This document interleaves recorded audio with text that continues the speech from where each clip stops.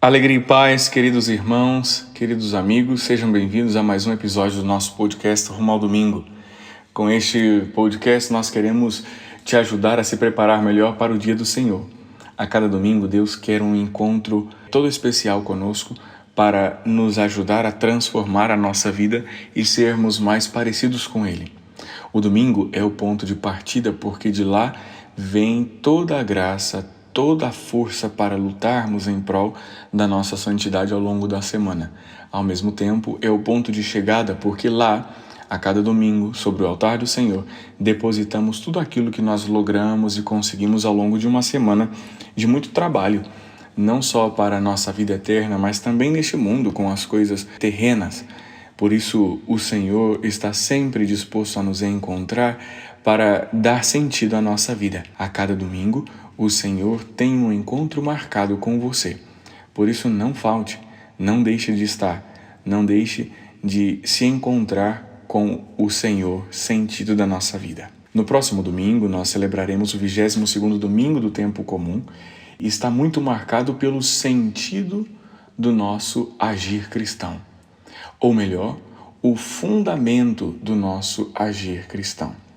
Neste próximo domingo, meditaremos sobre o que é aquele princípio, por que nós aceitamos Jesus e ao aceitar Jesus nós mudamos a nossa forma de vida por causa dele. Qual é o fundamento? O que nos move a mudar-nos de vida? Por isso eu quero ler com vocês a oração de entrada, a oração coleta, que vocês já percebam, façam um esforço de tentar perceber qual é o princípio, o que nos move a agir agora parecidos com Cristo depois de encontrar-nos com Ele. Deus do universo, fonte de todo bem, derramai em nossos corações o vosso amor e estreitai os laços que nos unem convosco para alimentar em nós o que é bom e guardar com solicitude o que nos destes. Assim você já pode perceber que o princípio é o amor. O princípio é este encontro com Cristo. O princípio da moral cristã está em um encontro. Encontrar-se com o Senhor, provar do seu amor e que este amor nos faça viver e mudar a nossa vida em função do Senhor. Por isso, meus irmãos, todas as leituras e também as orações se voltam a esse sentido, buscar o fundamento na presença de nosso Senhor Jesus Cristo. Deixar que Ele mesmo molde a nossa forma de viver pelo amor que sai do seu coração e que nós tenhamos como bússola para a nossa vida o amor a Cristo e aos nossos irmãos. Amor a Cristo e aos irmãos tem um outro nome. Quando nós amamos a Deus em Deus e quando nós amamos a Deus no irmão, nós chamamos isso de caridade. A caridade cristã é este amor a Deus e ao próximo por Deus. Por isso, na primeira leitura, nós vamos escutar do profeta Jeremias a sua experiência de profetizar em meio de uma nação má e perversa, quando ele anunciava todas as dificuldades e as mazelas de um povo que não se converteu a Deus. E aquele povo, com qualquer um de nós, ao invés de escutar o profeta e mudar a sua própria vida, e que isso é muito difícil, prefere maltratar o profeta, excluí-lo, matá-lo, bater nele. Tudo isso para mudar não a si mesmo, mas aquele que nos obriga à mudança. É muito mais fácil excluir essa pessoa da nossa vida do que mudar a nós mesmos. Por isso, o profeta Jeremias tenta e quer desistir dessa missão. Quer se esquecer de Deus, porque já não aguenta mais ser motivo de chacota e vergonha. Mas Deus tem no coração humano o lugar, o campo de batalhas, onde ele sempre vence. O coração humano é o campo de batalhas onde acontecem as lutas entre Deus e os homens, mas Deus sempre vence. Por isso o profeta, no capítulo 20, versículo 7, diz essa palavra que talvez seja uma das mais bonitas de toda a Sagrada Escritura. Seduziste-me, Senhor, e me deixei seduzir. Fostes mais forte, tivestes mais poder. E depois, no final, no versículo 9, diz: Senti então dentro de mim um fogo ardente, a penetrar-me o corpo todo, desfaleci, sem forças para suportar. E o profeta continua a sua missão, continua falando e pedindo a conversão daquele povo no meio em que estava.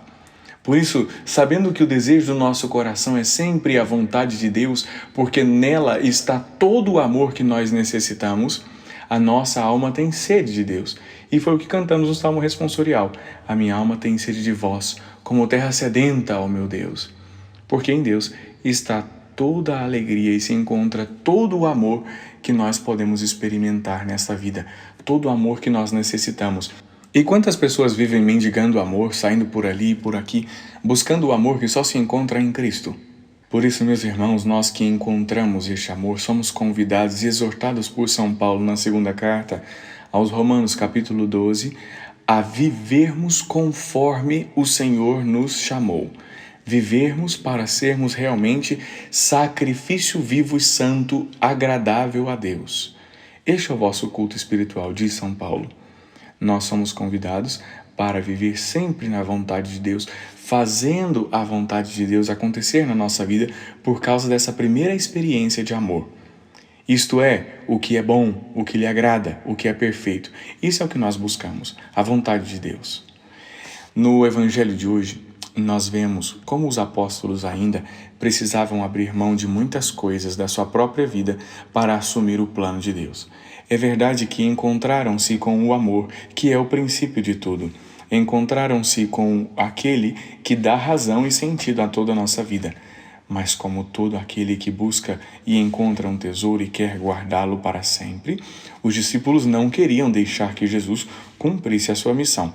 Por isso, ao apresentar aos discípulos que Jesus sofreria, que Jesus seria entregue nas mãos dos anciãos, sumos sacerdotes e mestres da lei, que seria morto e mais ressuscitaria, Pedro logo tomou a palavra com aquele ímpeto de cuidador, de ser o zelador de Jesus, e dizia: nunca, Senhor, nunca isso vai acontecer. Deus não permita tal coisa, Senhor, que isso nunca te aconteça, seguindo as palavras do próprio evangelista Mateus. Que isso nunca aconteça. E Jesus o repreende de uma forma muito dura e diz: vai para longe, Satanás. Essa expressão no grego significa vá para trás, Satanás. Porque aqui Jesus, o bom pastor, quer ir adiante com a sua voz guiando as suas ovelhas, mas aqui Pedro quer tomar a dianteira e passar na frente do plano de Deus para que o seu plano aconteça. Já havia experimentado o amor, mas não tinha deixado para trás a si mesmo, o seu próprio ego, o seu próprio desejo, o seu próprio plano, a sua própria vontade. Por isso Jesus diz: vai para trás, Satanás. Não tome a dianteira. Eu vou adiante. Eu sou o pastor. As ovelhas vão atrás. E por isso Jesus continua exortando: tu és para mim uma pedra de tropeço, porque não pensas as coisas de Deus, mas sim as coisas dos homens. Quantas vezes na minha e na sua vida nós pensamos as coisas dos homens e não as coisas de Deus?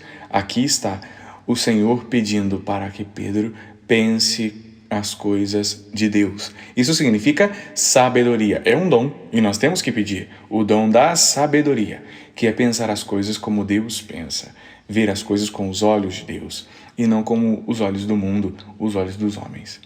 E Jesus continua exortando, dizendo que se alguém quiser seguir, renuncie a si mesmo. Tome a sua cruz e me siga. Renuncie a si mesmo, Pedro. Renuncie a sua própria vontade e siga o Senhor. Siga o Senhor. Tome a sua cruz. E assim nós encontraremos, no meio das tribulações dessa vida terrena, o verdadeiro sentido que está em Cristo. Seguindo a Cristo, nosso Senhor, experimentaremos e beberemos deste amor, desta água viva, que é o próprio Espírito Santo. Os padres da igreja chamavam o Espírito Santo de amor, porque o Pai é o que ama, o Filho é o amado e o Espírito Santo é o amor mesmo. Santo Agostinho, quando explica a Trindade, fala disso. Por isso nós vamos entendendo que o princípio aqui está no amor. E de que vale ganhar a vida inteira se perder a própria vida? O que poderá alguém dar em troca de sua própria vida?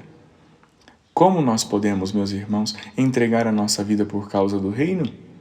Amando-nos uns aos outros, vivendo neste amor, vivendo por amor, Quantas vezes, trazendo para os nossos dias de hoje, nós vemos, por exemplo, a luta para que se diminua cada vez mais o tempo de amamentação. As mães já quase não querem amamentar, querendo preservar o seu próprio corpo. Talvez aqui há uma falta de entrega, uma falta de amor verdadeiro, porque aquele que quer conservar a sua própria vida vai perdê-la. Este é só um exemplo. Muitas outras formas de falta de amor e que muitas vezes nós queremos conservar a vida quando na verdade nós deveríamos gastá-las, porque o sentido desta vida está em gastá-la em prol do outro e não guardá-la para si mesmo. Por isso, na oração depois da comunhão diz o seguinte: restaurados à vossa mesa pelo pão da vida, nós vos pedimos, ó Deus, que este alimento de caridade, lembra dessa palavra? Caridade? Fortifique os nossos corações e nos leve a vos servir em nossos irmãos e irmãs. Está aí o princípio do serviço, o princípio das nossas atitudes e mudança de vida está sempre no amor, na caridade, pois lá está o próprio Deus. Onde reina o amor, aí Deus está.